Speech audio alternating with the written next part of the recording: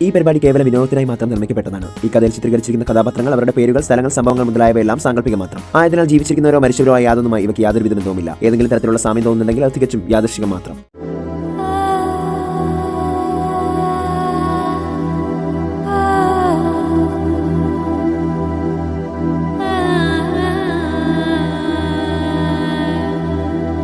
ഇയാളെന്താ ഇവിടെ? മഹി വിക്രാന്തിനോട് ചോദിച്ചു. സർവമയം ദൈവമയമെന്നാണല്ലോ, ഭഗവാനെ കാണാന്ന് വെച്ചു. എന്നാ അകത്തേക്ക് കയറിക്കോളൂ, ഞങ്ങൾക്ക് ഇത്തിരി തിരക്കുണ്ട്, മഹി വിക്രാന്തിനോട് പറഞ്ഞു. എന്നാ അങ്ങനെ ആവട്ടെ. വിക്രാന്ത് ക്ഷേത്രത്തിൽ കയറി. ഈ സമയം മഹിയും കൂട്ടുകാരും ക്ഷേത്രത്തിനകത്ത് വിക്രാന്തിനെ നോക്കി മറഞ്ഞു നിന്നു. മിണ്ടരുത്, മഹി കൂട്ടുകാരോട് പറഞ്ഞു. ഭഗവാനെ, മഹാദേവ, എന്റെ ആത്മാർത്ഥമായ പ്രണയം സഫലമാക്കി തരണേ. എത്രയും പെട്ടെന്ന് ആ മാല കൈവശം വച്ചിരിക്കുന്ന ആളെ എന്റെ മുന്നിൽ കാട്ടിത്തരണേ എന്നും പറഞ്ഞ് വിക്രാന്ത് കണ്ണുകളടച്ച് പ്രാർത്ഥനയിൽ മുഴുകി. അല്പനേരം കഴിഞ്ഞപ്പോൾ വിക്രാന്ത് കണ്ണു തുറന്നു. മഹാദേവനെ വണങ്ങി. വിക്രാന്ത് ക്ഷേത്രത്തിൽ നിന്നും ഇറങ്ങി നടന്നു. വിക്രാന്ത് പോയ ശേഷം മഹിയും കൂട്ടുകാരും മഹാദേവന്റെ മുന്നിൽ വന്നു. മഹാദേവ, നീ കാത്തുരക്ഷിച്ചു എന്ന് പറഞ്ഞ് സമാധാനമായി അവർ വീട്ടിലേക്ക് മടങ്ങി.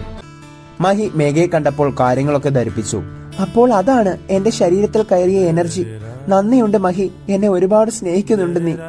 ഒരു നിയോഗം പോലെ കണ്ടുമുട്ടിയവരാണ് നമ്മൾ. ചേച്ചിയുടെ അവസ്ഥയായിരിക്കുമോ എന്നായിരുന്നു എന്റെ പേടി. പക്ഷേ മഹി നല്ലൊരു മനുഷ്യനാണ്, സത്യസന്ധനാണ്, വിശ്വസിക്കാം എനിക്ക്. മഹി മേഘയെ കയ്യിൽ കോരിയെടുത്ത് മടിയിലേക്ക് വെച്ചു. എന്താ മഹി? ഏയ് ഒന്നുമില്ല. മഹി മേഘയുടെ അതരങ്ങൾ കൈവിരലുകൾ കൊണ്ട് തലോടി അവളെ നെഞ്ചോട് ചേർത്ത് പിടിച്ചു. മേഘയുടെ നെറ്റിയിൽ ഒരു മുത്തം കൊടുത്തു. ദൈവമേ, ഒരുപാട് നന്ദി. ഒരു മത്സ്യകന്യകയെ എന്റെ പാതിയാക്കിയതിൽ, ആർക്കും കിട്ടാത്ത ഒരു ഭാഗ്യം തന്നതിന് നന്ദി, ഒരുപാട് നന്ദി. മേഘ മഹിയെ കെട്ടിപ്പിടിച്ചു. മഹിയുടെ നെറ്റിയിൽ ഉമ്മ കൊടുത്തു. കടലമ്മേ, നിനക്കും ഒരുപാട് നന്ദി. ഒരു മനുഷ്യനെ പ്രണയസാഫല്യം നേടാനായി തന്നതിന് നന്ദി, ഒരുപാട് നന്ദി. മേഘയെ മഹി കടലിലേക്ക് വിട്ടു. മേഘ മഹിയെ കൈവീശി കാണിച്ച് തിരികെ പോയി. ഇന്നത്തെ ചോദ്യം: മാല ക്ഷേത്രത്തിൽ വയ്ക്കാമെന്ന ബുദ്ധി ആരുടേതായിരുന്നു? A Megha, B Mahi, C Sathyan, D Mahesh. നിങ്ങളുടെ ഉത്തരം കമന്റായി പോസ്റ്റ് ചെയ്തോളൂ. മഹിയുടെ ബർത്ത്ഡേ ആഘോഷം അതികെങ്കേമമായി നടക്കുന്നു. അടിപൊളി സദ്യയായിരുന്നു. നല്ല നറുനെയ്യ് ഒഴിച്ച ചോറിൽ പരിപ്പും പപ്പടവും കൂട്ടി ഒറ്റപ്പിടി. മഹി, ഇത്തിരി പായസം താടാ, കൂട്ടുകാർ നീട്ടി വിളിച്ചു പറഞ്ഞു.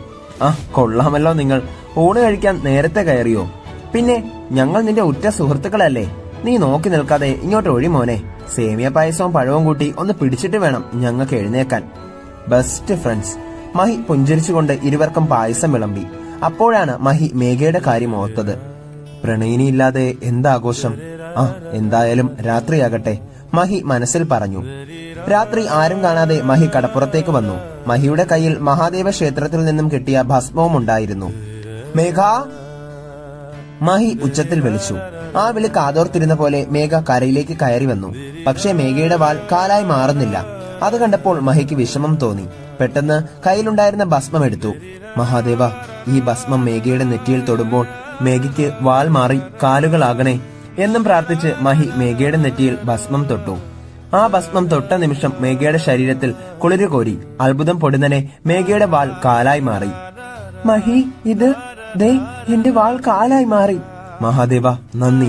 പെട്ടെന്ന് മഹിയുടെ കൈവിരലുകൾ മേഘയുടെ കൈകളിലേക്ക് ചേർത്തു. മഹി ആകാശത്തേക്ക് നോക്കി. കണ്ടോ മേഘ, നമുക്ക് മുകളിൽ ചന്ദ്രൻ പൂർണ്ണ രൂപത്തിൽ ഉദിച്ചു നിൽക്കുന്നത്. മേഘയുടെ മുഖവും അതുപോലെ തിളങ്ങുന്നു. എന്തൊരു ഭംഗി തന്നെ കാണാൻ. ഇന്ന് ഞാൻ ഈ ഭൂമിയിൽ വന്ന ദിവസമാണ് മേഘ. ജന്മദിനമോ? അതെ. ജന്മദിനാശംസകൾ മഹി. അതും പറഞ്ഞ് മേഘ കടലിലേക്ക് ചാടി. തിരികെ വന്നത് വലിയൊരു ശംഖുമായി ആണ്. ഇതെന്നാ ഇത്രയും വലിയ ശംഖോ? അതേ മഹി, എന്റെ ജന്മദിന സമ്മാനമാണ്. ഇതിനൊരു പ്രത്യേകതയുണ്ട്. ഈ ശംഖിലൂടെ ആരുടെയെങ്കിലും പേര് പറഞ്ഞാൽ അതിനകത്ത് ആ പേര് മുഴങ്ങി കേൾക്കും. ഉടനെ മഹി ശംഖിനുള്ളിൽ പേര് പറഞ്ഞു വിളിച്ചു. മേഘ, മേഘ, മേഘ, മേഘ.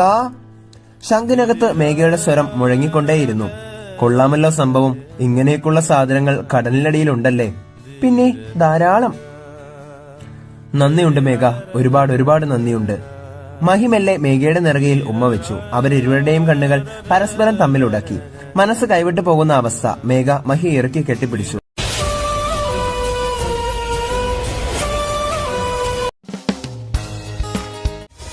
ഇതെന്താ ഇവിടെ മത്സ്യഗന്ധം? എന്റെ പേര് ലാവണ്യ. ഇതാണോ മേഘ സ്നേഹിക്കുന്ന മഹി? എന്റെ മനസ്സിൽ അരുതാത്തത് തോന്നിപ്പിക്കരുതേ. ഒരു ജീവൻ, അത് ആരുടെ ആയാലും കാത്തു രക്ഷിക്കണേ ദേവാ. ഇത് മത്സ്യകന്യകയുടെയും പച്ച മനുഷ്യന്റെയും മനസ്സുകളിലെ സത്യമായ പ്രണയം.